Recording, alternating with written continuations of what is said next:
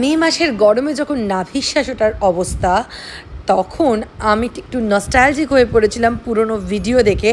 ঠিক আজ থেকে 3 বছর আগে 2023 সালে কেদারনাথ থেকে তুঙ্গনাথ হয়ে চোপতায় এক রাত কাটিয়েছিলাম। আসুন শেয়ার করে নিই আপনাদের সাথে সেই অভিজ্ঞতা।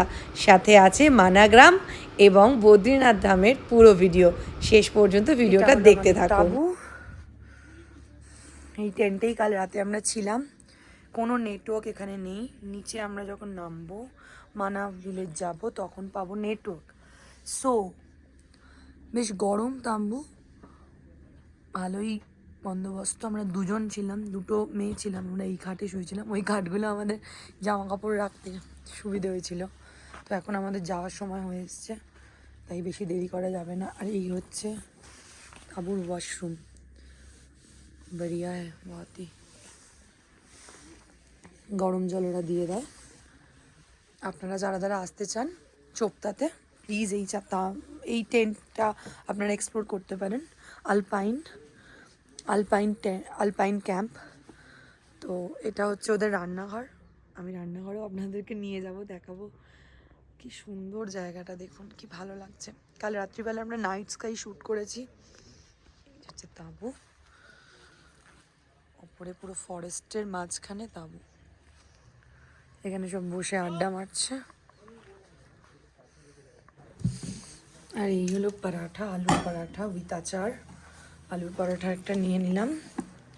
উহু टेस्टी यम्मी। और उसके साथ थोड़ा बहुत अचार भी डाल दिया मैंने। और उसके पहले तो गैस का एक टैबलेट भी खाना है मेरे को। তো ফাইনালি ব্রেকফাস্ট শেষে আমরা আলপাইন ক্যাম্পকে টাটা জানিয়ে আমাদের গন্তব্যের উদ্দেশ্যে রওনা দিয়েছিলাম। আর এই রাস্তাটা এত অপূর্ব, প্রত্যেকটা বাঁক, প্রত্যেকটা জায়গা যেন নতুন নতুন একটা রূপে আমাদের কাছে চোখের সামনে ধরা দিচ্ছিল। আর এই যে রাস্তায় যেতে যেতে পড়েছিল অলকানন্দা নদী। নদীর রঙটা এত সুন্দর, একদম আলাদা। মানে মন্দাকিনীর রঙ একরকম, এইটা আর একরকম। তো অবশেষে আমরা একটা ব্রেক নিয়েছিলাম, আমাদের লাঞ্চ ব্রেক। আর লাঞ্চে ছিল আমাদের এই সুন্দর সুন্দর ভেজের সমারোহ খাবার। আর তার সাথে কী ছিল দেখে নিই। এই প্রথম আমি নন বেঙ্গলি বন্ধু বান্ধবদের সাথে ওদের পাল্লায় পড়ে খেয়েছিলাম দইয়ের, মানে টক দইয়ের ছাঁচ। খুব সুন্দর খেতে ছিল। আপাতত আমরা লাঞ্চ সেরে আবার উঠে পড়েছিলাম গাড়িতেই, যে যার সিটে বসে পড়েছিলাম এবং রাস্তার সৌন্দর্য উপভোগ করতে করতে ফাইনালি আমরা যাচ্ছিলাম বদ্রীনারায়ণের উদ্দেশ্যে। এবং বিকেল 4:30 নাগাদ আমরা গিয়ে পৌঁছে গেছিলাম বদ্রীনারায়ণ ধামের একদম পাশেই একটি হোটেলে। মানে এখান থেকে 600 মিটার মতো ছিল।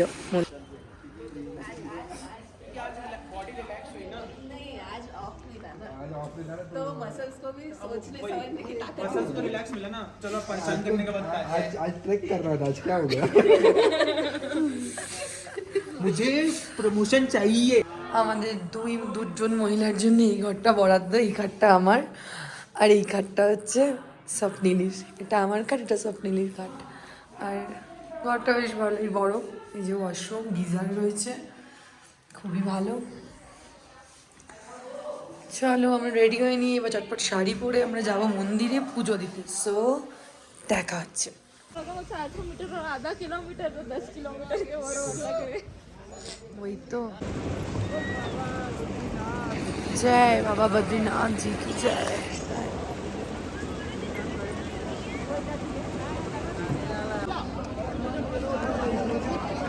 ना सुंदर है ना। जय बाबा बद्रीनाथ जी की जय। এই এত উঁচুতে এত ঠান্ডার মধ্যে উষ্ণ প্রসবন কোথা থেকে আসে বলুন তো? সবই ঈশ্বরের কৃপা। তো যাই হোক, এই দিনটি ছিল হলো দশমীর দিন, 2023 সালের দশমীর দিন। সন্ধেবেলা আমি দর্শন করেছিলাম বদ্রী বিশাল মহারাজকে। অপূর্ব সেই দর্শন ছিল, প্রচুর ভিড় ছিল, কিন্তু মন পরিতৃপ্তিতে ভরে উঠেছিল ওনার দর্শনে। যেন মনে হচ্ছিল যে এই জীবনে আর কি চাই, সবই তো সার্থক হলো। আমার দু চোখ ওনার দর্শনে সার্থক হয়ে গেল।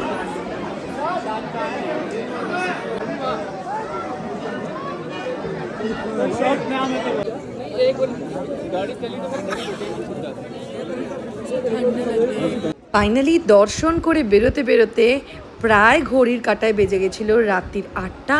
আর যত রাত বাড়ছিল তত টেম্পারেচার ফল হচ্ছিল, প্রায় 1 ডিগ্রি টেম্পারেচারে নেমে এসেছিলো তখন। আর আমরা সবাই হি হি করে ঠান্ডায় কাঁপছিলাম। তো আমাদেরকে আমাদের গ্রুপের যিনি হেড ছিল, ট্রেক লিডার সৌরভ দা, সবাইকে স্পন্সর করেছিল মালাই কেশর মিল্ক। जिंदगी में 10 दिन 11 दिन में वेज खा रही हूँ और इतना सुस्वादु वेज खाना मेरे को। स्वाद ही होता है, ठीक है। आप जब बाजार का खा रहे हो, आप बेकार जगह का खा रहे हो। मैं वेज खाने को लेके सेंटिमेंटल हूँ।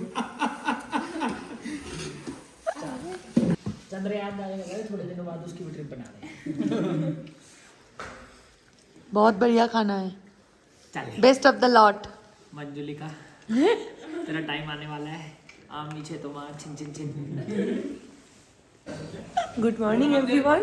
আজকে আমরা বদ্রীনাথ থেকে রওনা দেবো মানাগ্রাম। তার আগে আমরা একটুখানি এখানে ব্রেকফাস্ট করব। বাইরে টেম্পারেচার প্রচণ্ড, মানে ফ্রিজিং টেম্পারেচার, -3 দেখাচ্ছে এই মুহূর্তে। মানে আমার হাত পা ধুলো মানে জাস্ট নীল হয়ে যাচ্ছে, আর কাঁপুনি দিচ্ছে। সমস্ত লাগেজ গাড়িতে তোলা হয়ে গেছে। এবার আমরা যাব ভারতের এতদিন পর্যন্ত শেষ গ্রাম ছিল, কিন্তু এখন ভারতবর্ষের প্রথম গ্রাম মানা ভিলেজের উদ্দেশ্যে। আর ওই যে দূরে নরনারায়ণ পর্বত, যার পাদদেশে আমাদের সবার প্রিয় বদ্রীনারায়ণজির অবস্থান। এই নরনারায়ণ পর্বত নিয়ে কিন্তু একটা গল্প আছে, যারা জানেন না তারা পৌরাণিক কাহিনী জানতে হলে এখন গুগলে অনেক রকম পৌরাণিক কাহিনীর PDF ফাইল পাওয়া যায়, ডাউনলোড করে আপনারা পড়ে নিতে পারেন।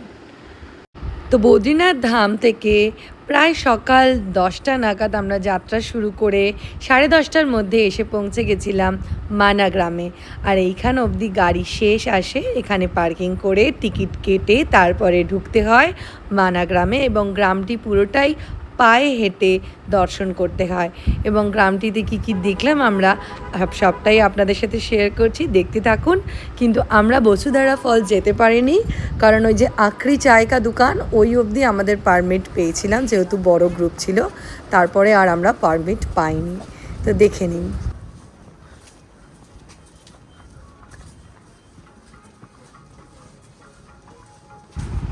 ওয়েলকাম টু মানা ভিলেজ। সুন্দর ছোট্ট ছবির মতো একটা গ্রাম, যেখানে আড়ম্বরতা বলে কিছুই নেই, আছে শুধু পৌরাণিক গল্প, বিভিন্ন কাহিনী এবং আধ্যাত্মিকতায় ভরা মানুষের বিশ্বাস। আর হিন্দু সনাতনী ধর্ম প্রত্যেক ঘরে ঘরে, ঘরের দেয়ালে দেয়ালে সুন্দর করে ছবি এঁকে মানুষের বোঝার জন্য তুলে ধরেছেন এই গ্রামের লোকজন। এবং এখানকার কালচারটাই পুরোপুরি অন্য। এনারা আতিথেয়তা করতে খুবই ভালোবাসে, কিন্তু এনাদের কোনো ছবি কেউ পার্সোনালি মানে পারমিশন ছাড়া ছবি বা ভিডিও নিতে পারে না, এটা ওনারা অ্যালাউ করেন না। তো আমরাও সেই সৌজন্য বোধটা রেখেছিলাম। যতটুকু ভিডিও বা যতটুকু কনভারসেশন হয়েছে অবশ্যই ওনাদের পারমিশন নিয়ে করেছি। তো এই গ্রামের সাথে জড়িয়ে আছে আমাদের পুরাণের গল্প। এই পথেই পঞ্চপাণ্ডব দ্রৌপদী সহ মহাপ্রস্থানের পথে পাড়ি দিয়েছিল স্বর্গরোহিণীর উদ্দেশ্যে। এই পথেই আছে বেদব্যাস গুহা, এই যে গণেশ গুফা, যে রাস্তায় আমরা যাচ্ছি, যেখানে রামায়ণ লেখা হয়েছিল, সরস্বতী নদীর উৎপত্তিস্থল এবং পাতালে প্রবেশস্থল। এবং সেই সাথে আছে ভীম চট্টান, ভীম যেখানে নিজের ওই শক্তি দিয়ে পাথরকে ফেলে ব্রিজ তৈরি করেছিল, যাতে করে পঞ্চপাণ্ডব এক পার থেকে অন্য পার যেতে পারে। সেই সাথে আছে বসুধারা ফলস এবং আছে স্বর্গরোহিণীর মতো পর্বত, যেখানে আজও কোনো সাধারণ মানুষ চড়তে পারে না। এই যে বিজ্ঞানের কাছে আমাদের আধ্যাত্মিকতা, মাইথোলজি এখানেই জিতে যায়, যার কোনো যুক্তি আজও বিজ্ঞানের কাছে নেই। যাই হোক, এইভাবেই এই রাস্তায় সবার সাথে আমরা পায়ে পা মিলিয়েছিলাম। আমাদের পুরো 30 জন হয়ে গেছিলো, ছেটে কেটে আর কি কমে গেছিলো অনেকেই। তো এই 30 জনের গ্রুপটা ইতস্ততভাবে ছড়িয়ে ছিটিয়ে ছিল এবং আমরা পুরো গ্রামটা পায়ে হেঁটে প্রায় 3.5 ঘন্টায় ঘুরে নিয়েছিলাম। হ্যাঁ, আর ওদেরও তো চলতে হবে। সেই তো এত উঁচুতে থাকে। দেখুন, বাঙালি কিন্তু সব জায়গায় বলে না, বাঙালির পায়ের নিচে সরষে, ঠিক দেখা হয়ে গেল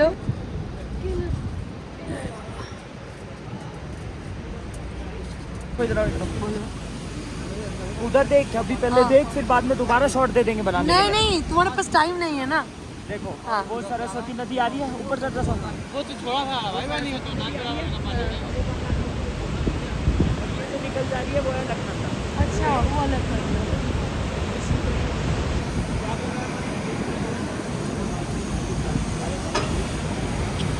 वो पाताल में चले जा रहे हैं। पांडव जब यहाँ से स्वर्ग के द्वार जा रहे थे, तब सरस्वती माँ ने उनका परीक्षा लेने के लिए रास्ता रोक दिया था। अच्छा तब भीम ने ये चट्टान उठा के, जिस पे आप लोग खड़े हो, उसको एज अ ब्रिज यूज करा था, इसीलिए इसका नाम भीम पुल है।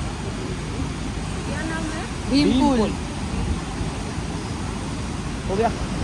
তো আমাদের যাত্রা এই অবধি ছিল, এরপর আবার ব্যাক টু দিল্লি। তো রাস্তায় পড়েছিল আবার আমাদের lunch time, lunch break. So আমরা এনজয় করেছিলাম আমাদের ওখানকার লোকাল কিছু ফুডস প্লাস এমনি নর্মাল ভেজ থালি, অ্যান্ড ভীষণ রিজনেবল ছিল, 120-150-এর মধ্যেই সমস্ত খাবার দাবার, এবং আমরা তৃপ্তি সহকারে খেয়েছিলাম। সকাল থেকে অনেক হাঁটাহাঁটি হয়েছিল। তো ফাইনালি দেখতেই পাচ্ছ আমাদের গাড়ি ছুটে চলেছে দিল্লির উদ্দেশ্যে, এবং পাহাড়কে ফাইনালি টাটা বলে ঋষিকেশ হরিদ্বার হয়ে আমরা দিল্লির দিকে ছুটে চলছিলাম। বাস পুরো নিস্তব্ধ ছিল, সবাই পুরো টায়ার্ড হয়ে গিয়েছিল, অনেকে ঘুমোচ্ছিল, অনেকে কানে হেডফোন দিয়ে গান শুনছিল, আর আমি খালি স্মৃতিচারণ করছিলাম। কী দেখলাম, যা দেখলাম আমার এই চক্ষু সার্থক, জন্ম জন্মান্তরেও ভুলিব না। এই যে দিল্লির রাস্তায় এসেই গেছি। আপাতত আমাদের ট্রিপ প্রায় শেষের দিকে, এবং আজকের রাতটা দিল্লিতেই থাকবো। এবং দিল্লিতে আমরা যেখানে ছিলাম রাত্রিবেলা, এই যে এই হোটেলটি একটি বাঙালি হোটেল, এবং হোটেলের পাশেই ছিল বাঁকে বিহারি মন্দির। চলুন হোটেলটা দেখে নিন। মন খারাপ? बहुत खराब, कम्प्लीटली शर्मिली। टाइम टू से गुड बाय। गुड बाय, फिर मिलेंगे, और बहुत जल्दी मुंबई आ रही हूँ मैं। जल्दी आना है, एक साथ फिश पार्टी खाएंगे, पार्टी करेंगे, फिश बनाऊंगी मैं। फिश बनाएगी तू। चलो, अभी तक का सफर यही तक था। चलो अच्छा है, तेरे वीडियो में मैं स्टार्टिंग में भी रहूंगी और एंड में भी रहेगी तू। हमारा luggage, I am waiting for car. उसका है ट्रेन, मेरा है फ्लाइट। उसका 4 बजे और मेरा 1 बजे। বাঙালি হোটেল, প্লিজ আপনারা যদি দিল্লিতে আসেন পাহাড়গঞ্জে শিবম প্যালেসে থাকতে পারেন, খুব ভালো হোটেল। এই যে আমাদের বাঙালি দাদা ম্যানেজার, তো প্লিজ আসবেন। পেছনে আছে আমাদের সবার ফেভারিট মহাদেবজি। চলো বলো হর হর মহাদেব। সো এই ট্রিপটা ছিল আমার প্রথমবার একা একা কলকাতা থেকে ট্রেক হাইভার্সের সাথে, একদম আননোন গ্রুপের সাথে যাওয়া, এবং ট্রিপ ওয়াজ সো অ্যামেজিং, মানে গ্রুপ ওয়াজ সো অ্যামেজিং। প্রত্যেকটা মানুষ, প্রত্যেকটা অচেনা মানুষ এই 10 দিনের মধ্যে এত পরিচিত হয়ে উঠেছিল, মনটা খুব খারাপ লাগছিল, বিশ্বাস করুন। আর সেই সাথে এই 10টা দিন আমি খেয়েছিলাম ভেজ খাবার, যেটা আমি জীবনে প্রথমবার। তাই এয়ারপোর্টে এসে আমার প্রথম কাজ ছিল 1 কাপ ভালো করে একটা কড়া কফি আর একটু ননভেজ কিছু খাবার খাওয়া। তো ট্রিপ এখনও শেষ হয়নি, এখনও মানে সুস্থভাবে শান্তিতে বাড়ি ফেরার পালা। এবং সাথে আমি নিয়ে এসেছিলাম অনেক স্মৃতি, কেদারনাথ থেকে আনা অনেক জিনিস, বদ্রীনাথ থেকে আনা অনেক জিনিস, তুঙ্গনাথ থেকে আনা অনেক জিনিস, এবং বাবার কাছে অনেক প্রমিস করে এসেছিলাম যে বাবা, তুমি তো কারুর মনের কথা অজানা তোমার কাছে নেই, তুমি আমার এই সমস্ত মনের ইচ্ছেগুলো পারলে পূরণ করো, তোমার এই অভাগা মেয়ের এই মনের ইচ্ছেগুলো পূরণ করো। আজকে 3 বছর বাদে দাঁড়িয়ে সগর্বে বলতে পারি হিন্দু সনাতনী হিসেবে এবং মহাদেবের একনিষ্ঠ উপাসক হিসেবে বাবা আমার কথা রেখেছেন। Thank you so much. আবার দেখা হবে নতুন এরম একটা ব্লগ নিয়ে। টাটা।